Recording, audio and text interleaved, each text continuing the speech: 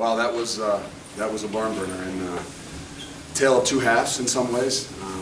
But I think that the resiliency of this team and their ability to continue to fight through, I think that's what I'm most proud of. Last year, there's not a chance that we would have been able to hold it together and come out the second half and still give the effort and give the performance that we did. I'm not saying it was clean. I'm not saying it was perfect by any means. We got a long way to go. We know that.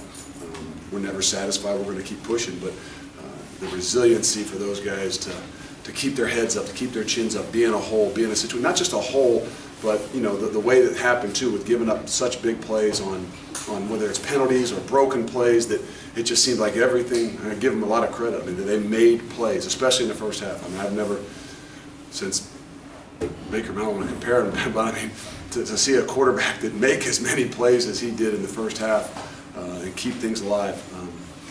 You know, you get frustrated. As a coach, you get frustrated. As a player, you surely get frustrated. And where we were, I think last year, we wouldn't have had a chance to continue to battle, keep our composure, and give ourselves a chance to win. And you're seeing a lot of growth and maturity happening right in front of our faces. Questions? Where does that, between last year, where you, like you said, you got down early and games would get away from you, with such a young group, where does that resolve come from, that mental toughness? It's a grind. I mean, it's over the time that you start to build those relationships. I'm not saying you come in and you're going to, hey, we were talking last year, we talked about fighting, but to build those relationships that you can kind of talk to those guys during a game. I mean, a great growth moment. We got to continue to grow. But Jarrell White had a situation in the first half. He missed a pressure, maybe went the wrong gap, whatever it is. It's not to be talked about, but you know, can lose his mind a little bit and then have the ability to snap back and go back out there and play the way he did and make a huge play there at the end of the year, or at the end of the game there. I think it's a combination of everything. I think it's a combination of the trust and the respect that's built within the coaching staff and the players, but there's also some leadership and some guys that no matter what, that you know, Mike Warrens of the world, the Cortez Brottons that have come a long way, that you can still look at those guys and get some energy and things off of them and from them. The accountability from player to player is what I think is probably the biggest thing that we've developed so far. Are there any adjustments that you can talk about that you made that turned the tide back? I don't know that there's a ton of adjustments. Yeah, I mean, there's some little things that, how do you adjust to say, hey, we got to be assured tackles on the quarterback? I mean, there's some situations that you know, some of the runs and some of those things. Yeah, well, there's little things defensively. Offensively, I think it's just about the rhythm. It wasn't a surprise of something. It's getting into some of those situations where you can open it up a little bit. You know, the momentum's going against you. You run the ball on first down. You end up -1 or 0, and you know, you become a little bit more predictable. So I thought the first half, both defensively and offensively, in the tougher situations, being backed up in field position, we were much more predictable. Second half, we got a little bit of leeway, opened some things up, and gave us a chance to make some plays down the field. Desmond Ritter just looks like a guy that refuses to lose. What can you say about him and just what he's done for this team? Well, I think that we're developing some of those guys. Or I shouldn't say we're developing. We're seeing that. Yes, we're trying to develop it. There's some natural God-given things inside there, and a lot of those guys, whether it's Desmond, whether it's Mike Warren, Brian Wright, Cortez Broughton, Marquise, that are starting to shine and be seen. And I think that those things, what you talk about, how do you handle it and how do you continue to move past it that you couldn't do last year, it's leadership. It's those guys that have the will and the fight, even when things are really tough, you know, to not let it affect them. You know, the demeanors, the body language, because it's very contagious in everything we do. Coach, when it was 21-0 and they intercept, was that the turning point, you feel like, or was it some another instance in the game that you felt like kind of turned the tide in your favor? I don't know that there was one thing that turned the tide. I know this, that when you come out at halftime and your offense is going to get the ball, and you know, you really need a big momentum jump to have our longest play of the year, to hit an inside route or a fade route to Rashad McGarris for 70-some yards. That just, you know, if there are guys that are hanging on that edge, you know, can we do this? Do we believe that all of a sudden, you know, between the crowd and the guys around them, really start to pick it up a bit? How much do you think was the demeanor at halftime? What's that? What did you feel was the demeanor? You know, it wasn't bad. It wasn't bad, but you can just see that there's a little bit of shock there. You know, I mean, we were, you know, in the first 3 games, really good situations. I know UCLA was a tight one. It was 7-0 at half in the Miami game, but you really felt like you were in control.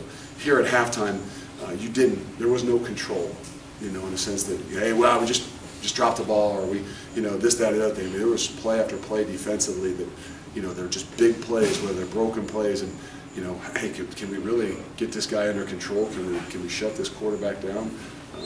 You know, but you didn't see a panic. I'm not saying they were near jumping around and ready to roll, but you saw a little bit of a calmness. You know, and I'm talking that from the coaching staff as well, that start to build that trust and belief in the people around them. They were inches away from a winning touchdown there, 2nd and goal. What about your defense responding there in that situation? Well, I wouldn't call it a winning touchdown because we would still have had an opportunity, and I would have put a lot of faith in Desmond Ridder. Now, I wish we'd had 3 timeouts, but we had to use them a little bit. No, it's, I mean, goal line stands nowadays, you don't see a bunch of them. And to have that opportunity to be aggressive, I mean, you know, there's a lot of people that are starting that situation right there. They're on the 6-inch line. Do you let them score? Save our time. Do you let them score? You know, give our chance, get the ball back to the offense. And you know, that's just not how you build. You know, I know that you can look at some analytics things and they can tell you this might be an opportunity to let it go, but the reality is you just want to keep fighting. And the game is about making plays. And Jarrell White stepped up and made a huge play, and the next snap, James Wiggins stepped up and made a good bigger play. I know you don't want your assistants to take a 15-yard penalty, but was there a benefit for your team when that happened? Did they kind of get the sense that, hey, our coaches are frustrated too? Was there a Did you know who was that on? No, okay. I thought you were pointing at me. No. No. No, I don't know that we ever want to. You know, I don't know that we ever want that. But yeah, it was. There was definitely a little bit of a, you know, where we got your back, and I don't know if it's like Major League, like baseball or anything, where you get thrown out for a reason, but. I would rather not have the penalty in the 15 yards. It doesn't quite affect as much in baseball, but you know what? That's what that maturity you're starting to see, that trust and respect and love that we talk about. That's not just in that locker room, but amongst the entire program with the coaching staff as well. Kind of like at the end there when Mike Horn kind of gave me one, hey coach, we'll be fine. Who was the penalty on, do you know? What's that? The assistant coach penalty, do you know who was on? Yeah, an assistant coach. It's on Without the head coach. It's always on the head coach. without Perry Young, did it seem like maybe some of his energy wasn't there early, but they found a way to play through that. I mean, I think the toughest thing is, you know, when you got to just shift your guys around a little bit, and you know, Jarrell and Ty Sponseller filled in. Jarrell jumped into a spot where he hadn't played a whole lot of ball, you know, and you know, some of those things you go through practice all week and you feel good about what you do, and in the heat of the moment, there's going to be mistakes, and you know, that's what you kind of, you know, you can't say you rely upon Perry's energy and things like that, but we know he's a good player for us. We're going to need every single one of these guys, and at some point in time, there's going to be 2 or 3 other guys inside that locker room that are going to have to step up and fill in for somebody.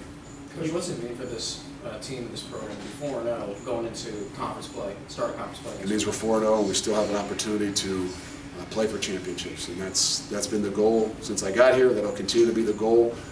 Conference play starts now. So all the marbles are on the table, and I don't want us to put anything ahead of it. Yes, you know, it's about momentum, it's about energy, but it's about now really starting to do what it is that we want to do, and the goal and the dreams we had when we started this. What was the explanation you got on the punt penalty and review? Was that an official review? That was a new one on me. So it's a review of the ball not being tipped. Didn't know that they could review that. I guess that's on me. Still would have believed that the ball on the ground, he becomes a live guy. He's not protected like a punter, but it's something we got to learn from. Something will be a Sunday example that we try to grab throughout the entire country. We try to look at those different plays that happen throughout the country so our guys can learn from those examples so we don't make the same ones. So it'll be an example right there for us to learn from for our team that happened to us. You raved about Ritter's confidence last week. Where was his confidence at the half? You know what? He wasn't. That's what I mean. He never batted an eye. He's one of those kids that came in here and you know was energetic. He's one of the guys that is more vocal. You know, there's some guys that are kind of just calm and cool and collective, and he's much more of an energetic guy. And he never batted an eye. I mean, offensively, they just didn't have a whole lot of opportunities in the first half. I know things didn't go well, but you know, the last 2 drives, all of a sudden you started to get a feel for, hey, okay, you know, we've got a handle on some things here, and we're going to have an opportunity when we come out to get the ball. There we go. All right, thank you.